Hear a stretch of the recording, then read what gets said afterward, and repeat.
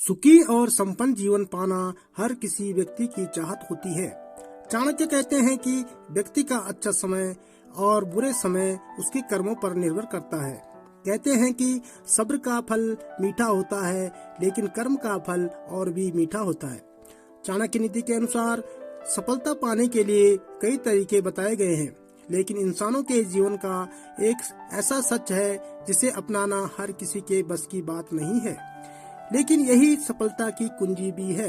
जो इस कड़वे सच से रूबरू होकर उसके अनुरूप अपना कार्य करते हैं, उनके लिए जहर का घूंट भी मिश्री की तरह मीठा स्वाद देता है। तो आइए जानते हैं चाणक्य की प्रेरणा एक छोटी सी कहानी के माध्यम से। प्रधान अमात्य आचार्य चाणक्य की कुटिया में निर्धनों में बांटे जाने के लिए सम्राट चंद्रगुप्त द्वारा दिए गए कंबलों का ढेर लगा था।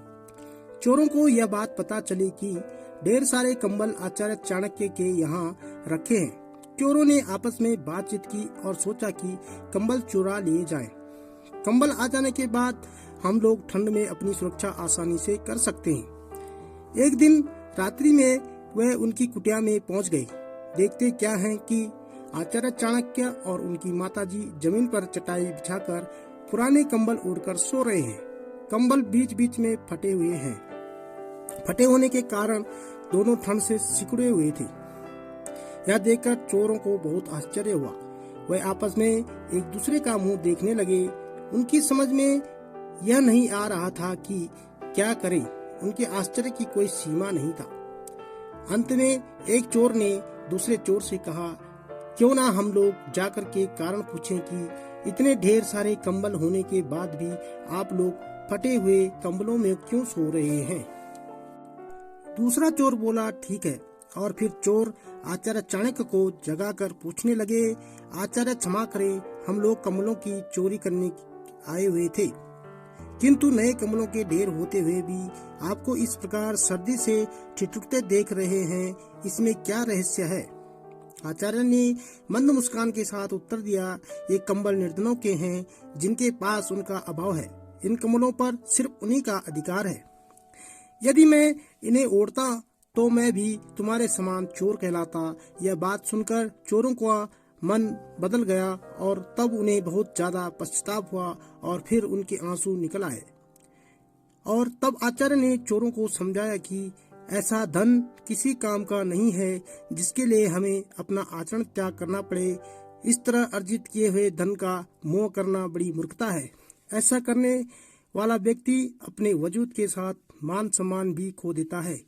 तब आचार्य की यह बात सुनकर चोरों ने क्षमा मांगी और भविष्य में कभी चोरी न करने की कसम खा ली और फिर कभी भी चोरी नहीं की।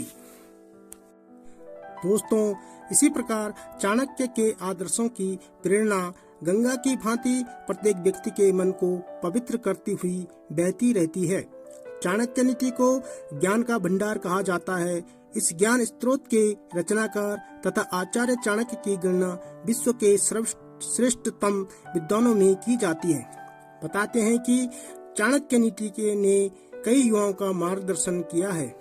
आज भी आचार्य चाणक्य की महत्वपूर्ण नीतियों को पढ़ा और सुना जाता है। इन नीतियों के माध्यम से जीवन में सफलता आसानी से प्राप्त हो जाती है। आचार्य चाणक्य न केवल राजनीति, कूटनीति और युद्ध नीति में निपुण थे, बल्कि उन्हें जीवन के हर क्षेत्र का विस्तृत ज्ञान था।